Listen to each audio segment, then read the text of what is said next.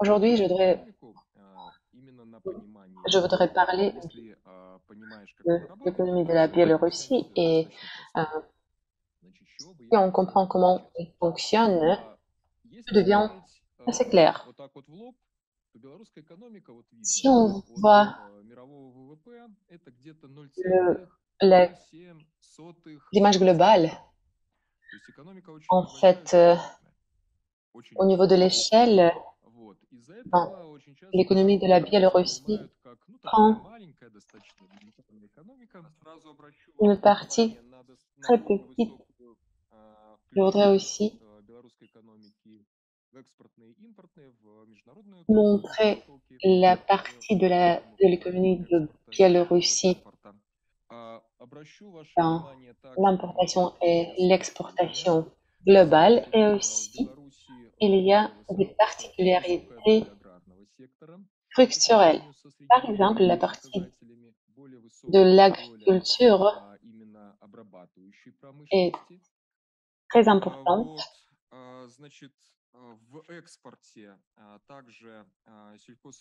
On voit que la Biélorussie exporte la nourriture et l'énergie également.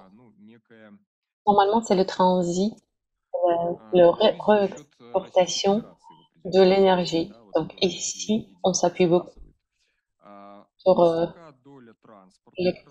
l'import de la Russie. Aussi, en Biélorussie, en tant que dans un pays de transit, le secteur de transport est assez fort et on peut dire le même pour les services informatiques.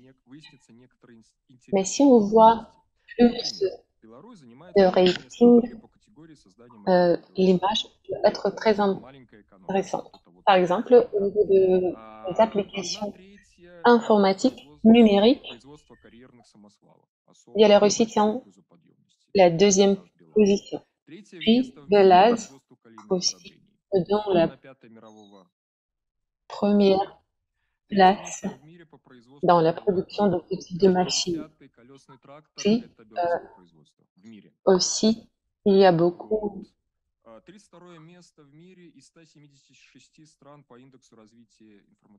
de Biélorussie est très forte au niveau de la production agriculturelle.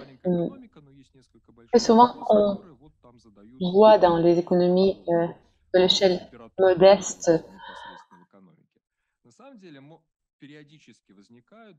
il y a certaines sociétés qui sont responsables pour le volume global.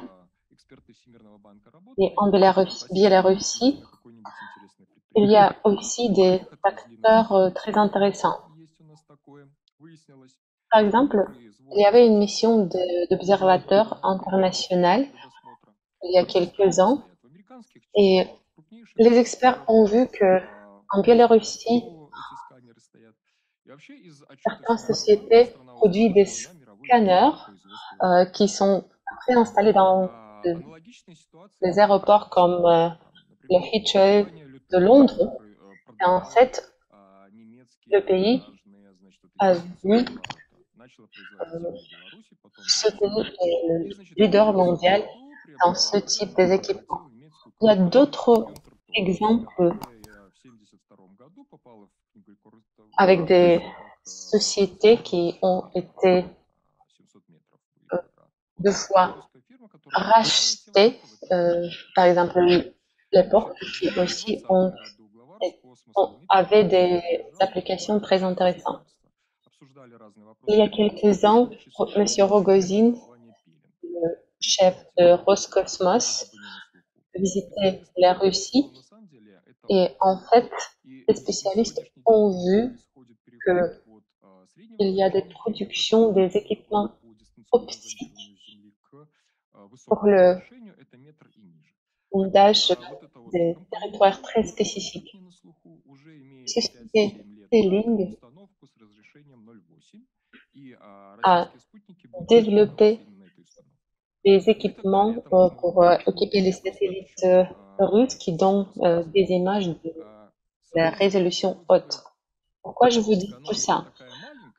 D'un côté, notre économie a une taille modeste, mais en même temps, on voit des particularités qui nous donnent des informations que, par exemple, certains secteurs de l'industrie sont très développés, notamment dans le cadre de production des équipements et électroniques et des machines. Donc, l'économie est assez petite, focalisée sur l'agriculture et le transit, mais aussi on a des particularités de la part du secteur industriel. Quand on voit la baisse de l'exportation, on essaie de stimuler la consommation interne pour soutenir l'économie. Mais si on voit comment on peut satisfaire la consommation économique, en fait, je dois expliquer un peu ici.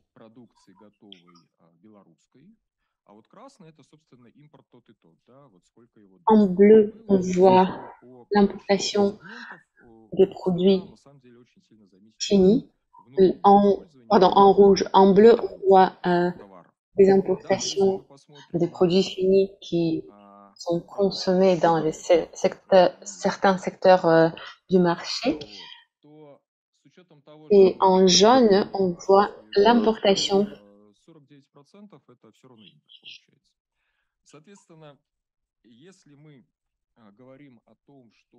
dans l'échelle des prix des produits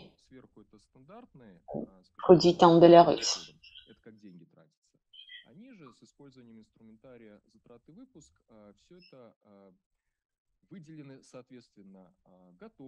Donc, on a essayé ici de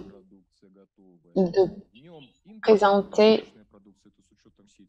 des détails sur la distribution des produits entre les produits importés finis, pas finis, donc et comme ça on peut voir comment ces importations influencent les consommateurs à l'intérieur du pays.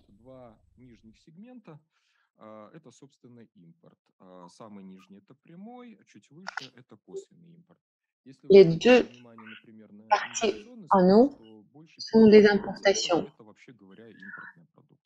Et les deux parties en rouge en bas, ce sont des importations indirectes et directes.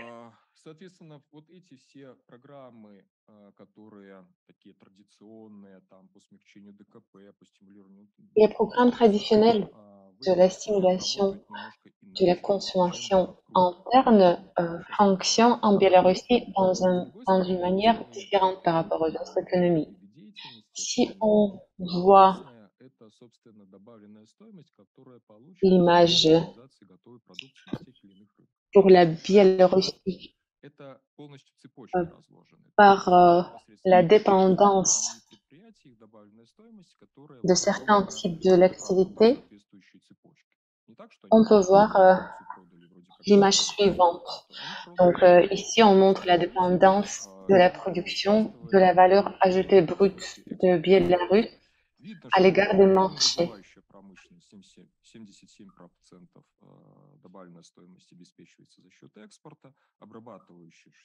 On voit par exemple que ici, certains secteurs comme par exemple le transport et les technologies informatiques, ici, ils sont très dépendants très exporté et comme ça, vous allez voir comment le valeur exportée est produite. Dans les calculations, il faut vraiment prendre en compte cette particularité. Par exemple, en 2021, la population a dépensé 2% du PIB et puis vous voyez les détails pour la partie qui a été dépensée pour les exportations. Si vous voyez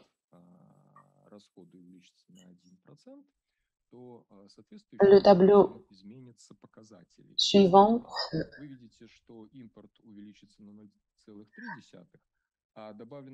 et aussi on montre la calculation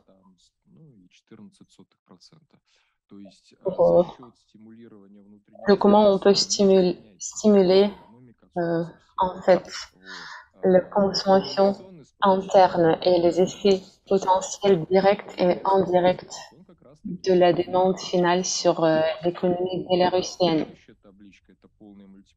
Dans le tableau suivant, vous pouvez voir les effets multiplicateurs ou induits potentiels de la demande finale de l'économie bélarusienne. Si on stimule si on stimule la consommation interne, on développe l'importation parce que on voit que les consommateurs commencent à consommer plus dans les biens exportés et importés. Et comme ça, on voit que l'inflation devient plus importante et cela, en fait, mène à la détérioration de la situation financière. Donc, si vous voyez que avant 2008, la croissance a été assez balancée, on avait un point de stabilisation, mais puis on a eu une période de crise.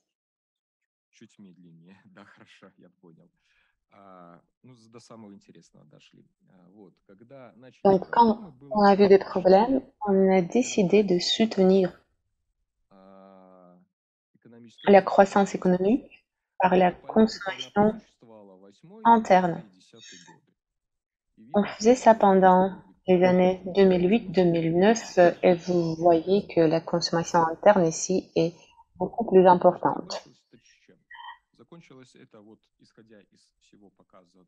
Après ça, en résultat, on a vu que on a dépensé les réserves, on a emprunté certains moyens en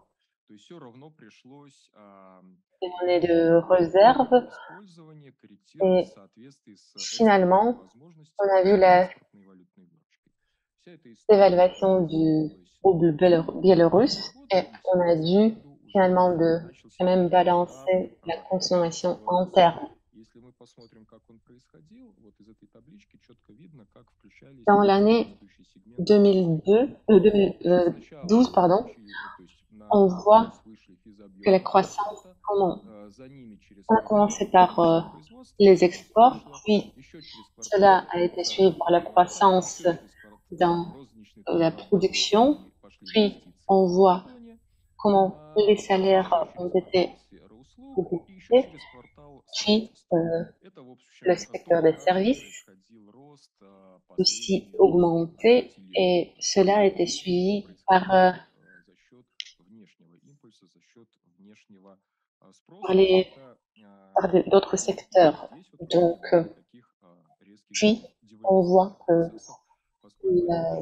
le développement des importations a donné une possibilité de stimuler la consommation. Mais en même temps, on peut dire que cette croissance n'a pas été homogène et stable. Certains types de l'activité développaient plus rapidement par rapport aux autres. Par exemple, les technologies informatiques reprend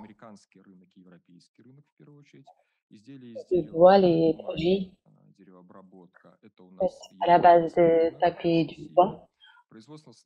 Aussi la production pharmaceutique, la substitution des importations et en fait, cela était suivi par l'augmentation du travail. Et en fait, on voit que l'économie développait dans la situation de déficit de force de travail. On a analysé cette situation, on a décomposé la situation de la croissance économique par les facteurs de croissance. Donc, on a analysé les différents facteurs de croissance.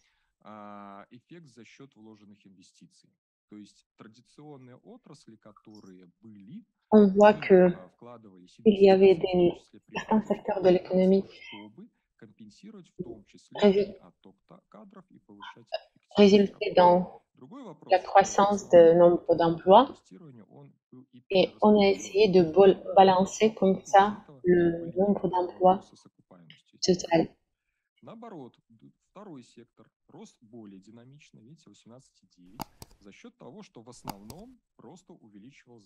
Il y avait des secteurs qui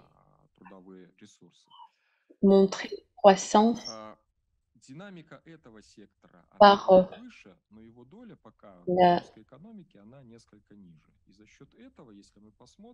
par la dynamique différente.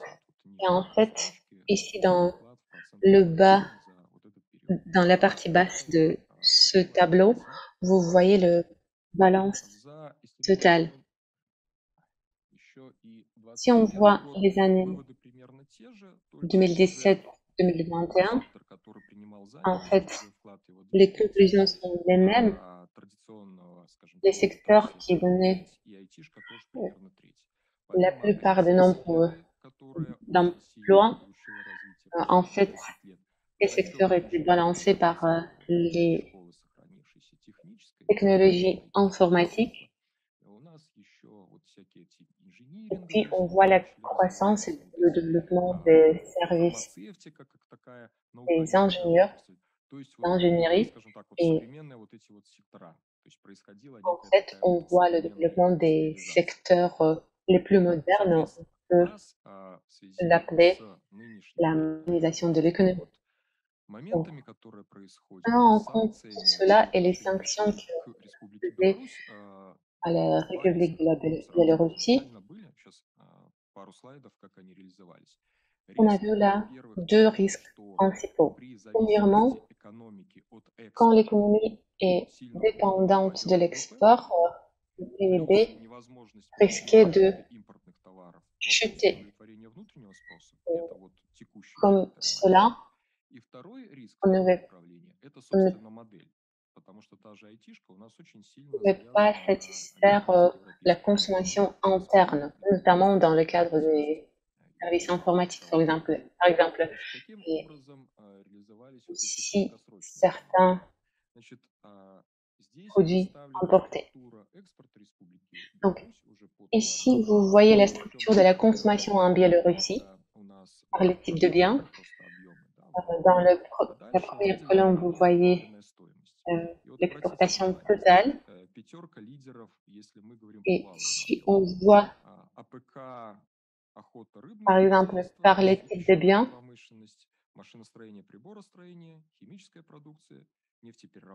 on voit le secteur agroalimentaire, chasse, pêche, puis la production des machines, la production chimique et pharmaceutique.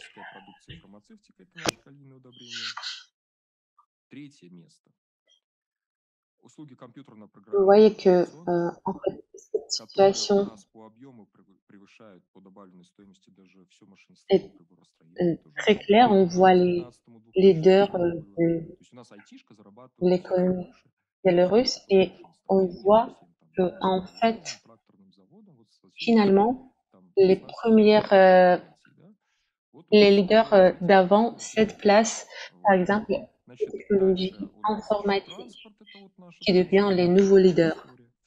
Et bien sûr, parmi les nouveaux leaders, on voit les secteurs de transport aussi.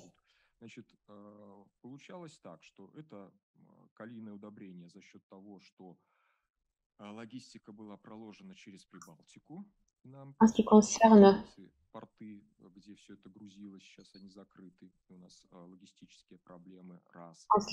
les produits chimiques, on les importe moins parce que les routes de transport par la voie baltique ont fermé.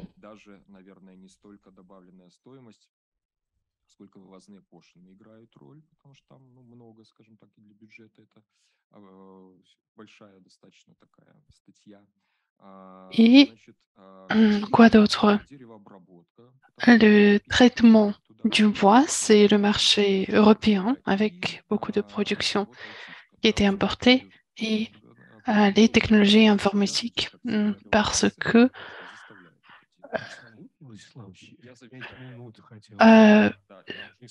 est-ce que vous pouvez tenir le temps, s'il vous plaît?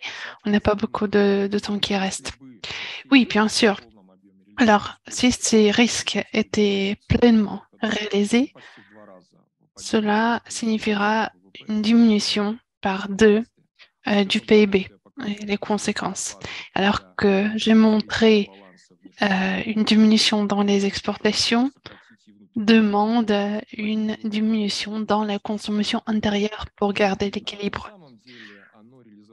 Mais en réalité, cela n'a pas été pleinement réalisé. Donc, les exportations ont diminué de 17,4% pendant les 2 premiers trimestres. Le marché intérieur est toujours au niveau assez haut. Donc, il y a quand même un peu de diminution dans les investissements, mais pas trop. Donc, on s'attendait à moins 10% du PIB. Mais cela n'a pas été le cas parce que, vous voyez ces chiffres rouges, ça, ce sont les restrictions sur les importations qui ont permis de rester quand même à un niveau plus élevé.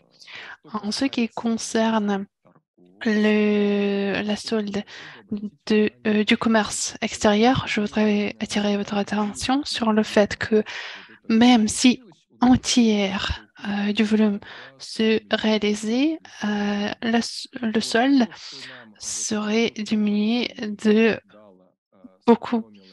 On a pu économiser 1,7 milliard de dollars par les substitutions aux importations et les prix du commerce intérieur nous ont encore gagné 1,2 milliard de dollars. En quelque sorte, ceux qui ont imposé les sanctions ont compensé cet effet en payant 2 fois plus pour nos produits. Voilà, ces effets de court terme liés aux revenus, à la dépendance aux importations, et n'ont pas été réalisés à cause de quelques raisons antérieures et extérieures. Donc, les risques ne sont pas pour l'instant au même niveau, ils sont toujours sous contrôle. Une autre question, ce qui arrivera au modèle de croissance économique. Parce que, comme j'ai déjà montré, pour compenser à cette chute, il faut, par exemple, faire accroître les importations des machines de 3 fois. C'est quand même un peu radical. Voilà pourquoi, pour nous, la solution actuelle, c'est la logistique sur les engrais potassiques. La Russie nous a beaucoup soutenus pour cette question. Et sur d'autres aspects, je pense qu'on va continuer notre travail et voir dans quelle direction il faut bouger. On ne voudrait pas, bien sûr, faire diminuer ces activités de haute technologie et les faire remplacer par l'industrie traditionnelle. On voudrait quand même garder ce vecteur d'innovation, cette innovation qui a commencé de se développer et je peux dire qu'on y trouve des possibilités.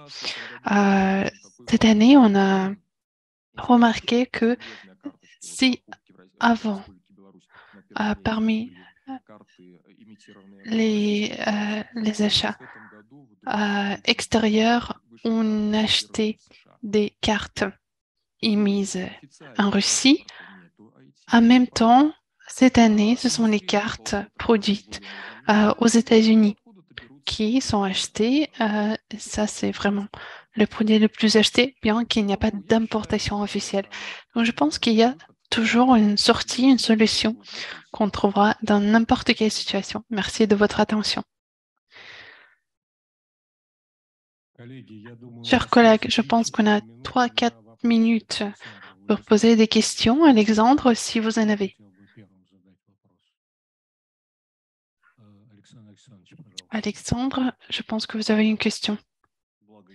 Oui, merci. Je suis bien dedans dans le sujet, mais votre version de l'impossibilité de croissance de certains flux, je donne toujours l'exemple de la Russie, de la Biélorussie, en disant que le problème de Biélorussie, c'est qu'il est petit, ce pays, donc n'importe quel grand pays, projet d'investissement demande, a besoin de contributions. Alors, il est important de comprendre si on a un vecteur innovant ou est un marché qui pourrait permettre de réaliser ce potentiel.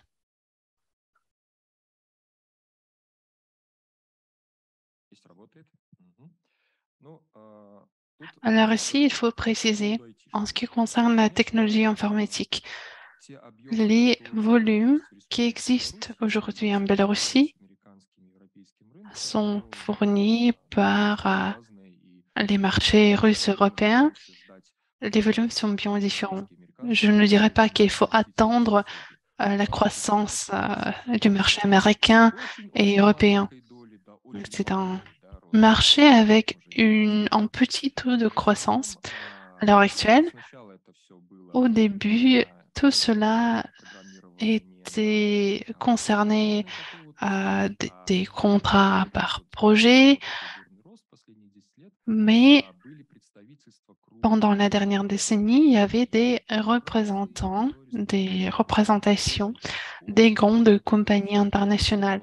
Et les jeunes, après les facultés techniques, allaient travailler dans ces compagnies. Donc, il y a ici la possibilité de croissance, mais il est question d'autre chose.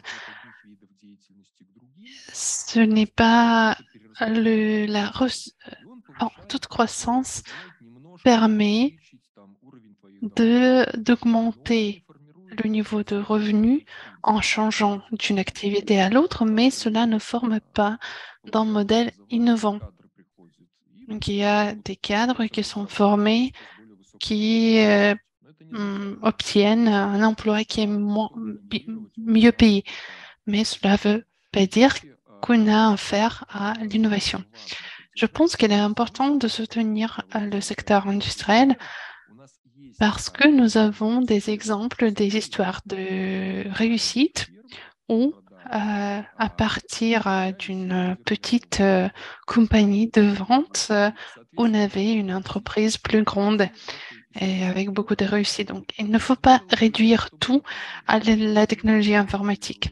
Cela permettrait de créer un nombre d'emplois dans le pays avec un revenu plus fort, repartir ces revenus dans le domaine des services pour que les gens ne partent pas si vite du pays, pour que le pays ne perd pas les employés, les cadres à être employés. Mais cela pourrait fonctionner à court terme, mais à plus long terme, il s'agit quand même de l'industrie. Merci. Merci. Une question très brève. Oui, c'est sur le même sujet, mais moi j'ai des données microéconomiques et notre collègue de l'Arménie disait tout à l'heure ceux qui arrivent à l'Arménie de la Russie. Moi, j'ai ma sélection, mon échantillon des ingénieurs informatiques qui travaillent en Arménie, en Géorgie, en Turquie, au Monténégro, en Israël. On dit que pour chaque deux ingénieurs russes, il y en a un bélorusse. Quel est le potentiel, vu cela, du développement de ce secteur en Biélorussie?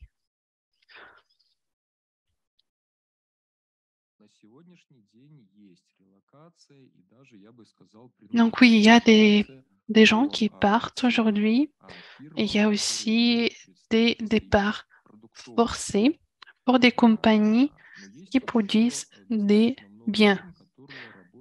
Et il y a aussi pas mal d'entreprises qui ont affaire à des intermédiaires, plusieurs niveaux d'intermédiaires. Et si au printemps, il y avait un problème de faire arriver l'argent vers la Biélorussie, aujourd'hui, nous avons une série de possibilités de faire venir le revenu en devises étrangères et d'y toucher en Biélorussie. En Biélorussie, les technologies informatiques, c'est une sorte d'élévateur social quand vous avez des parents qui travaillaient dans le secteur agroalimentaire et leur fils termine ses études à l'université et devient ingénieur informatique. Il achète un appartement à Minsk. Donc, on ne peut pas juste éliminer cet ascenseur social et on peut juste proposer quelque chose d'autre.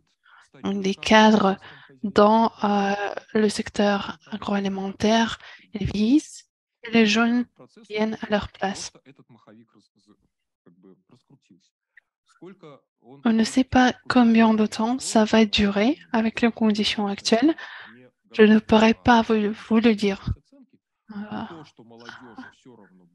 aujourd'hui, mais cette histoire de réussite, elle va toujours être désirée par des jeunes.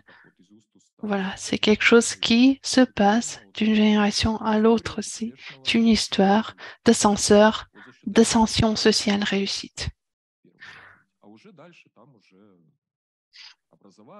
Après, tout ce qui concerne la formation, l'aide publique, etc. Alors, chers collègues, je vais intervenir pour discuter de tous les problèmes intéressants de l'économie biélorusse à la fin de notre journée.